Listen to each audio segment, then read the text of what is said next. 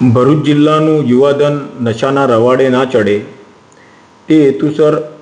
ભરૂચ જિલ્લામાં જે કોઈ જગ્યાએ માદક દ્રવ્યોનું વેચાણ થતું હોય તો એવી જગ્યાઓએ ચેકિંગ કરી અને એવી પ્રવૃત્તિ કરતા ઈસમો વિરુદ્ધ કાર્યવાહી કરવા માટે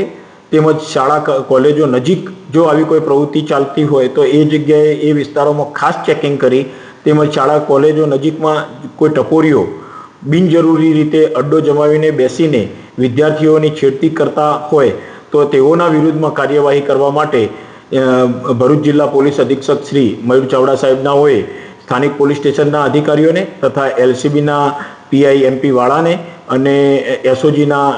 પોલીસ ઇન્સ્પેક્ટર શ્રી એ ચૌધરીને સૂચના કરતા આ પોલીસ અધિકારીઓની અને પોલીસ કર્મચારીઓની ટીમો દ્વારા જિલ્લામાં જુદી જુદી જગ્યાએ આવેલી શાળા કોલેજો નજીક અસરકારક ચેકિંગ ઝુંબેશ હાથ ધરવામાં આવેલી। એ દરમિયાન કેટલીક શાળા કોલેજો આગળ તમાકુનું વેચાણ થતું હોવાનું ધ્યાનમાં આવતા તેઓના વિરુદ્ધમાં ટોબેકો એક્ટ હેઠળ કાર્યવાહી કરવામાં આવેલી છે।